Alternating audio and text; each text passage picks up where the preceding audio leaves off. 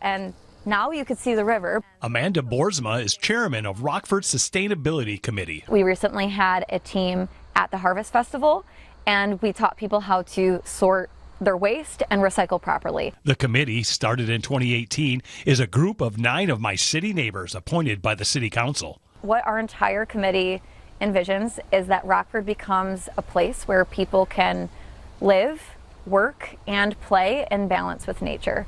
So what that means is that we steward our limited resources wisely. The committee works with residents, businesses, and the city about environmental concerns. One of our initiatives is using our volunteer hours to search for and secure grants that help fund different projects in the city. Another initiative is getting city businesses to be part of their Green Leader program. We even have a few green leaders that since signing on, they've partaken in composting programs. So instead of throwing away all of their food waste, they compost it to create new soil. We are known for our picnic tables, but one of those Green Leader businesses is Extremis. We're a furniture company, and sustainability is actually very important to us. When Extremis opened its North American headquarters in Rockford, they made sure their operations would be as green as possible, using automatic LED lights, improving the building's insulation, just to name a few ways. It's actually kind of a no-brainer because these things aren't only good for the environment, but they also save you quite a bit of energy, which costs money. So by now, these things have already paid for themselves. The committee is glad that businesses and community members are embracing their push to go green. I think that sustainability stops working when it's viewed as a chore. Sustainability is an opportunity. It's an opportunity to be part of restoring not only our ecosystem, but also our community. If you would like to learn about what you can do, the Sustainability Committee is holding a holiday decoration shop and swap on November 12th from 6:30 to 7:30 at Rockford United Methodist Church. Members will be on hand to answer your questions. I'm Darren Bauer, your Rockford reporter, Fox 17 News. My neighbors here in Georgetown Township are finally getting some answers regarding the EMS services here in the area. Georgetown Township leaders voted Monday night to add 2 full new fire staff positions to help fill in the gap once Ottawa County ends its paramedic services. After weeks of debate and public comment, the Georgetown Township Board approved a plan Monday night to expand its fire department. The move creates 24/7 staffing at Station 2, increasing the number of full-time firefighters from 4 to 10, serving nearly 55,000 residents. We decided that the fire department was able to provide an equivalent level of service for a similar cost. The vote didn't come without criticism. Some neighbors urged the board to consider cheaper options. We could use the e-unit. I know myself, when I had an emergency a couple years ago, the e-unit was there before Life EMS was here. But my understanding is that we can get a relatively good contract with Life EMS, which would be a lot more cost efficient than putting in firehouses with 24/7 people. Others were here for it, saying it puts safety first. I understand as well as anybody, cost of living is expensive. We're a single income family. My wife's a stay-at-home mom. We have 4 beautiful children, and this place is a wonderful community to live in, so thank you guys for making it that. Georgetown Township Fire Chief Matt DeWitt says the change will make a big difference, especially in terms of response times. So we're extremely pleased with having 24-hour staffing. We can get to the fire that much quicker, to the life and death, cardiac arrest, any kind of medical situation quicker. It's going to make a huge difference for getting to people's houses in a faster manner. Township Clerk Kelly Kuiper says they'll closely monitor response times and service levels through a new stakeholder group. I think that we'll be able to work closely together to make sure that there's a seamless transition and maintaining a quality level of service for our community. The township is expected to hire those firefighters/medics in the upcoming months ahead of the county's paramedic programming ending. I'm Giselle Valentin, your Jenison reporter, Fox 17 News. Coming up this Breast Cancer Awareness Month, we share the story of one woman's journey from diagnosis to treatment and her message to other women going through this.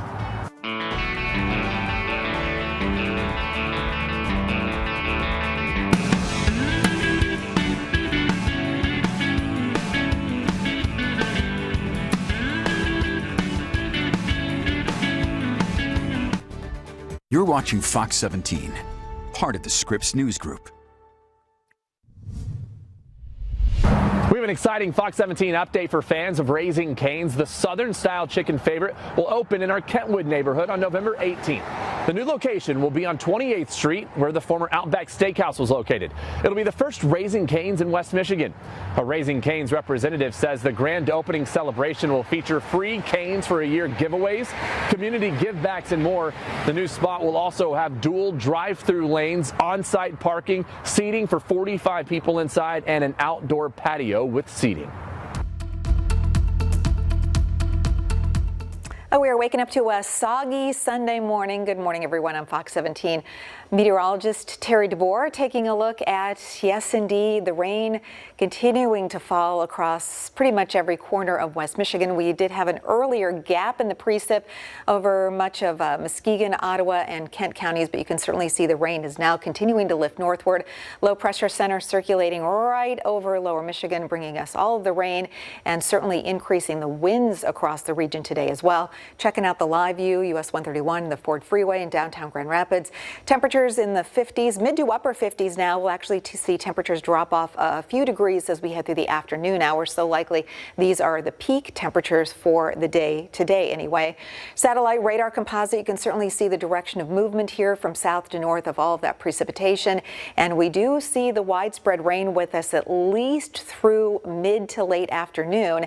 As this low pressure center continues to circulate around that counterclockwise low pressure center, will gradually again move off to the east and northeast. So the Grand Rapids Marathon, of course, we've got thousands of people who've been training for months and months and months, and unfortunately this is the probably the worst weather day that we have had here so far this entire from the summer season into the fall season, as we, of course, we're running a significant drought coming into this weekend.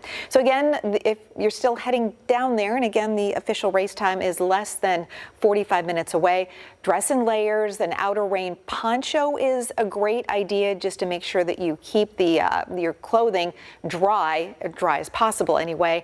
Wear a hat, even if you haven't been training with one, keeping that water off your face and out of your eyes. And don't wear cotton. Cotton, of course, keeps the moisture close to your skin, and you want to wear a moisture wicking fabric so you get the moisture that as you perspire, as the race wears on, that wicks away from your body. In the meantime, as you can see here on live Doppler radar, we will continue to see pockets of moderate to heavy rain throughout the course of the morning. In fact, here is a look at the future track, and you can see this is as of 11:30 this morning, still with the widespread rain showers coming through all afternoon. This is 6 o'clock this evening. Areas along and east of 131 still with that concentration of rain, but as we move through the evening and overnight period, drier air will start to work in very quickly behind the main system, and that is going to open the door for dry conditions to return for Monday.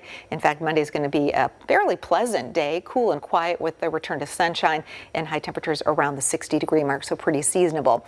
And as we check out that 7-day forecast, we've got cooler air that is going to follow. In fact, unseasonably cool weather will be the hallmark of this entire week.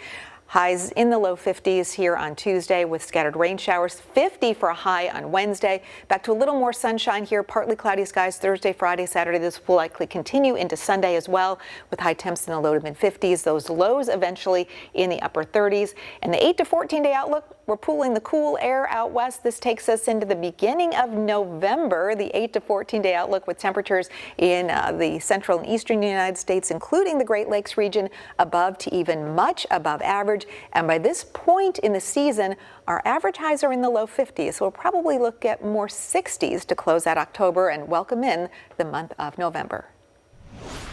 It's news that no woman wants to hear: breast cancer. On Tuesday, I met with Jordan. She was diagnosed earlier this year, and she tells me it was support that she received here at UM Health West in my neighborhood of Wyoming that helped her through it all. Well, I got the results on my chart in the morning, and trying to read all the medical terms was terrifying. In February, Jordan Ursul's life changed forever. We were on a family trip, and I was on the airplane, and I threw my backpack down, and it felt like I pulled a muscle in my armpit. So it kind of bothered me the whole week. Pain, not a typical breast cancer symptom, but there were other signs. I had skin sensitivity on my breast, and felt it and felt mass. On March 13th, at the age of 32, Jordan was diagnosed with stage 2 breast cancer. Yeah, it was just my whole world kind of shook. Definitely wasn't planning on this. She started treatment at UM Health West, undergoing chemotherapy. I felt super tired and super achy. It almost felt like I had COVID after I had chemo, just the body aches. Part of her care team was oncologist Dr. Heidi Egloff. Jordan's case is unique in that women under 40 are not doing routine screening mammograms. Her case really speaks to the importance of breast self-awareness for women. That awareness especially important right now. We're also seeing a rise in cancer cases among younger women. We've been seeing it for a while. Jordan's advice for any woman going through this: just to have faith and just celebrate the wins along the way and know that a setback isn't the end of the world. Jordan is officially cancer-free, though she'll need to get regular checkups every year. Dr. Egloff says if you're worried about the potential for breast cancer, meet with your doctor and get screened. I'm Wadi Dalamla, your Wyoming reporter, Fox 17 News. Here in my neighborhood of Hudsonville, Georgetown Elementary is getting a new staff member who happens to have 4 legs. Meet the new facility dog and hear how she will help keep students calm. I'm Julie Dunmeyer, your Kalamazoo area reporter. The car is in park, people. Don't worry, I'm not driving and recording, but I am about to head over to Schultz Fruit Ridge Farms in Matawan to grab some cider and donuts. Schultz is about 20 minutes outside of Kalamazoo, is open Saturdays from 9 to 6 and Sundays from 10 to 5. I got the goods, apple cider, and a dozen donuts because, you know, might as well stock up when you come out to the cider mill. It's not super busy right now. It is like the middle of the day on a Thursday. I can only imagine what this place is like on a weekend, but if you can make it during the weekday, it is lovely out here. I'm Julie Dunmeyer, your Kalamazoo area reporter, Fox 17 News.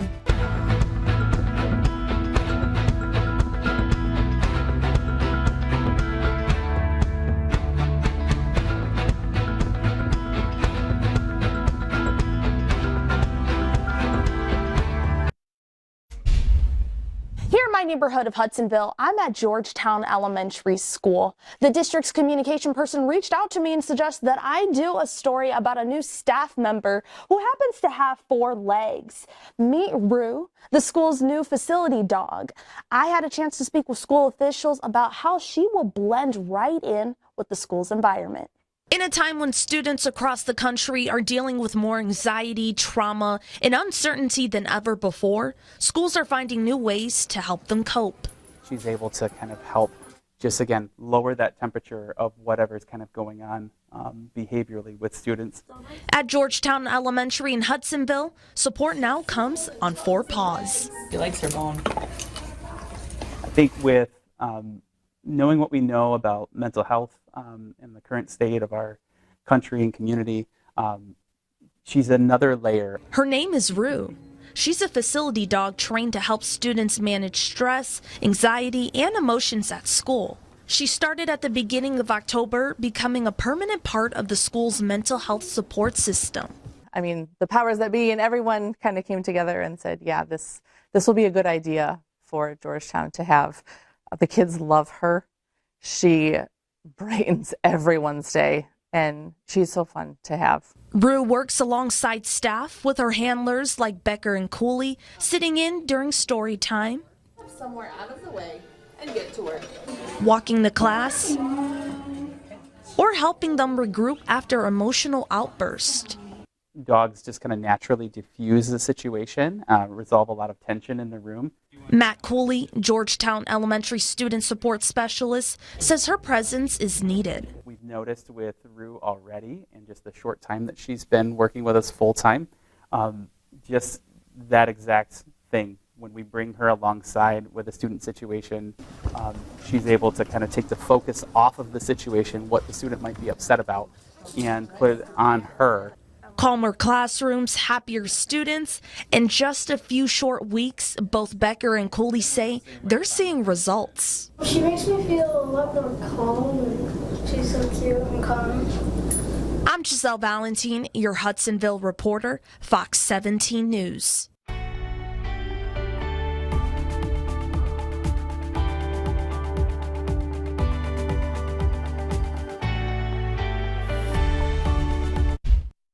Coming up, a nonprofit in our Allendale neighborhood is making housing more achievable for people with special needs. Our Zachariah Wheaton shows us how after the break.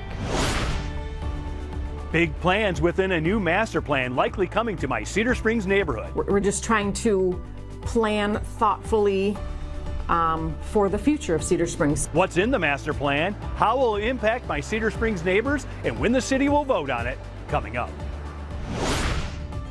I'm Andy Curtis in Grand Rapids, and this weekend the Grand Rapids Marathon is back. I'll tell you about road closures and your parking situations coming up. You're watching Fox 17 Morning News. And we are a little less than an hour or than a half hour away from the official beginning of the Grand Rapids Marathon. And unfortunately, you can see here on live Doppler radar what we are tracking for you this morning, and that is widespread moderate to heavy rain. And this is going to be with us through the entire duration of the Grand Rapids Marathon today. So again, if you're heading down to watch the race, definitely want to dress in layers and have a protective outer coating like a poncho just to keep that rainfall from getting your clothes damp or extremely wet on the outside. Yeah, it is definitely going to continue to be very, very wet across the area from start to finish today.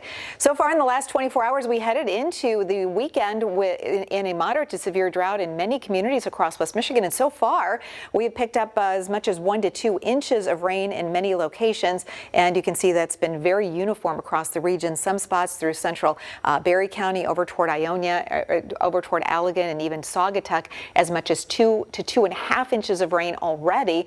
And we're likely going to pick up at least another ½ inch to inch of rain during the day today. Temperatures will be stuck in the 50s. We're in the mid to upper 50s this morning, and we'll actually see those temperatures drop off a touch this afternoon as we get on the backside of this low pressure center and our winds switch around to more of a northwesterly direction. You'll see those temperatures this afternoon dropping down into the low 50s for highs. We do have some sunshine on the way for our Monday. We'll take a look at the rest of that 7-day forecast for you coming up in about 10 minutes. I'm Andy Curtis in Grand Rapids, and if you think downtown is a little busier today, it is, because just in case you forgot, today is the return of the Grand Rapids Marathon. And there are a few changes this year. The start and finish line has been moved to Winter Avenue, basically the DeVos lot here at Grand Valley State University's campus. This change is because of the ongoing construction for the soccer stadium. And that will mean road closures and large groups in the streets, especially for the first 4 miles of the race between 8 o'clock a.m. from the YMCA until about 9 o'clock a.m. when most runners pass through the intersection of Fulton and Winter Streets. Winter Street between Lake Michigan Drive and Watson will be closed from 7 a.m. until 2 p.m. Between Watson and Wealthy will be closed between 7:30 a.m. and 2 p.m. And those are just a look at some of the larger, longer closures. For a look at the full list, head on over to fox17online.com. And when it comes to parking, that's a whole nother issue. The race's director and founder, Don Kern, told us this. Well, one of the things I've been emphasizing to people a lot is the parking situation isn't like it used to be. We lost Dash 7. I really recommend finding a downtown parking lot, scope it out on Saturday, make sure you know where you're going to go in order to find where you're going to park on Sunday morning. It's easy to walk over here, walk across the river, across the Blue Bridge, or across Pearl Street and Lake Michigan Drive. Easy to find the place from downtown, and there's lots of parking down there.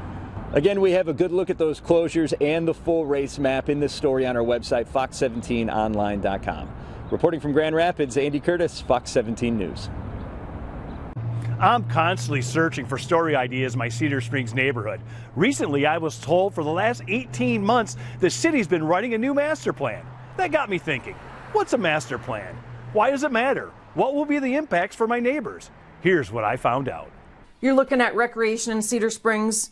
Here's our goals, here's our objectives. At 70 pages, the proposed master plan is an important document, says Cedar Springs City Manager Darla Falcon. Literally less than 2 months, my staff and I will sit down and start talking about the 26-27 fiscal year. We'll come to this document and say, what are the top goals of each department? State law requires all communities to review their master plan every 5 years. But Cedar Springs decided to do more than that. So this time we decided to really do an overhaul of the whole thing. To help write the new master plan, the city sent a survey to all my Cedar Springs neighbors, asking what they're looking for in the community. A lot of the information we rely on is from our citizens. So that really starts the process. One of the biggest concerns the city heard was housing. They were very clear they want to keep that neighborhood character. A house here and there, fine. An apartment complex here or there, fine. Major drastic changes, no. Another topic in the plan is to attract more industry to the city. We have less than 1% industrial population in Cedar Springs. We do have some larger industrial businesses, but overall, we do have 55 acres currently for sale. It's zoned industrial. Falcon adds the new master plan sets up goals and will be a roadmap for the city for the next 5 years. We're not recreating the wheel. We're just trying to plan thoughtfully for the future of Cedar Springs. We want to maintain our hometown character, small community. The final step for the new master plan is to have the city council approve it. That vote is expected to happen during the city's next council meeting on November 13th. I'm Darren Bauer, your Cedar Springs reporter, Fox 17 News.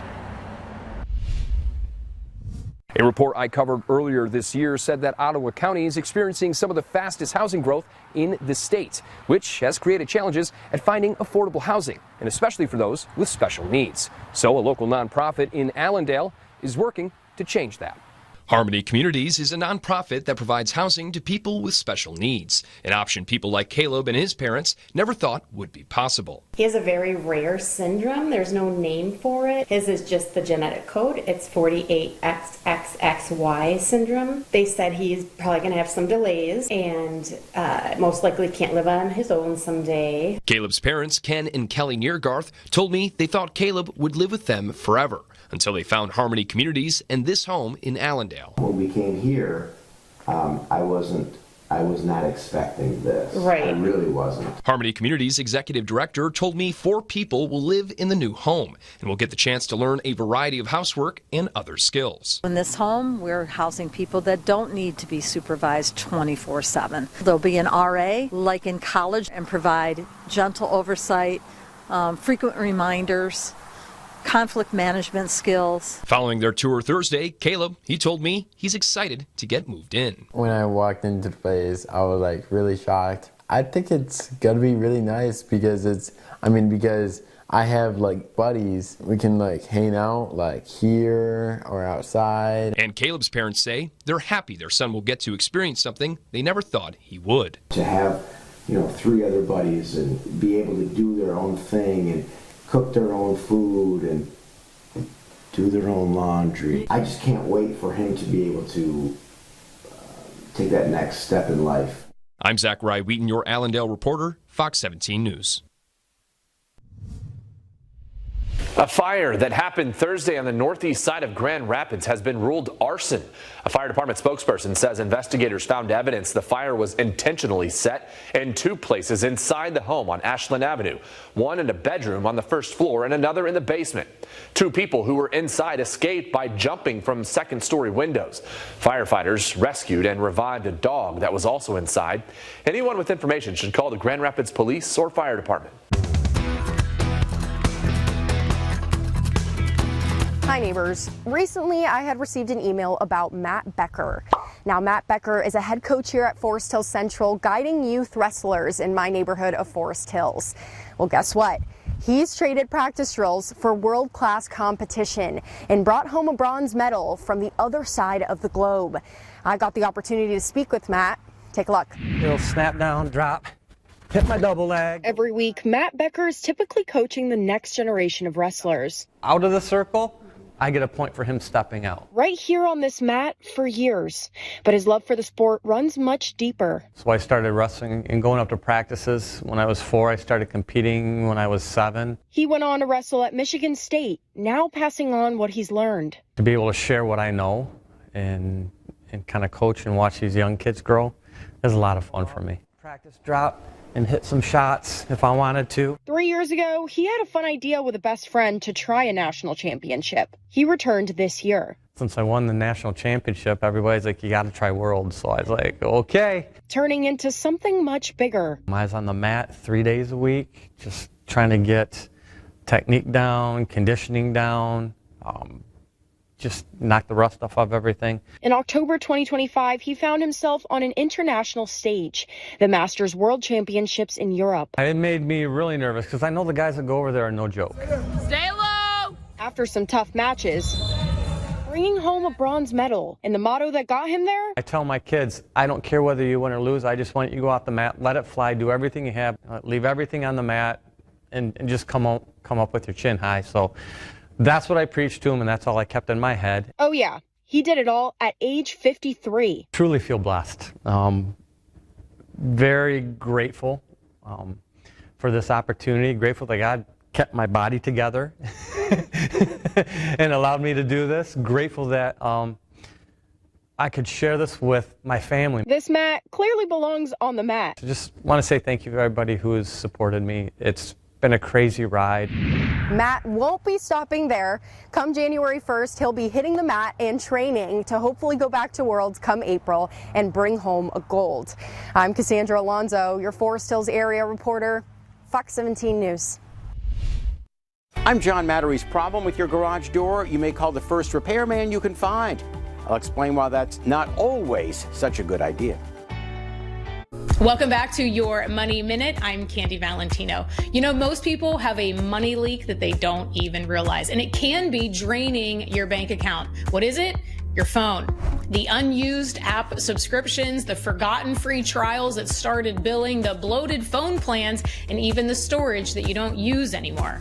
These small leaks add up. The average American spends around $1,200 a year on digital subscriptions alone. But that's just what it's costing you now. If you invested that amount over just 20 years, it could grow to nearly $50,000, even $70,000, depending on the rate of return.